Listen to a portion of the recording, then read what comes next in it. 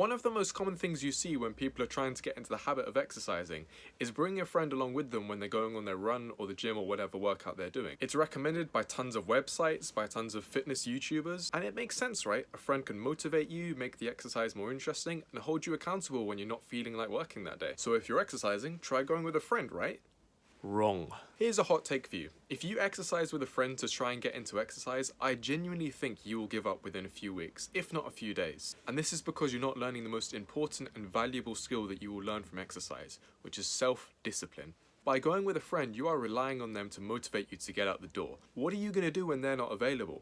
Maybe they're sick, maybe they just don't feel like it that day, maybe they're away. For whatever reason, it means that you'll be left up to your own devices to self-motivate.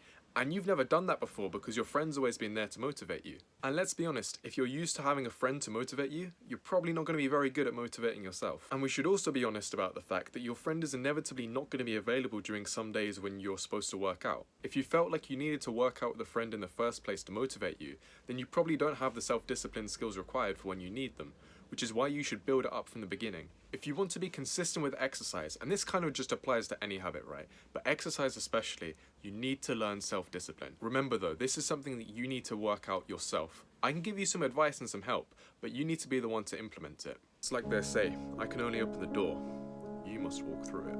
Another thing is that many people expect their friends to be good at calling them out when they're not feeling like working out, but they know they really should. The problem is that your friends probably aren't. Unless they've got some prior experience in the activity that you're doing, they're probably just as demotivated as you, which is why you guys are pairing up together to do the exercise in the first place. It also takes a lot of confidence to call your friend out honestly and seriously when they're bullshitting. Not a lot of people have that confidence, especially when they're not as eager to go themselves. They're probably hoping that you don't want to exercise in the first place, so you both have an excuse to slack off.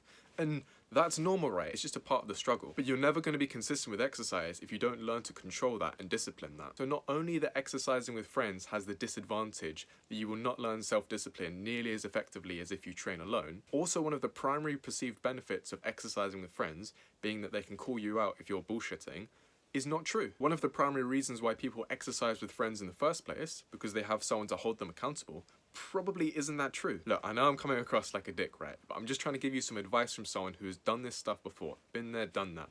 And I've seen all the people around me. They often tell me that they're going to start running, they're going to start doing 5Ks, and they're doing it with a friend Monday, Wednesday, Friday in the morning.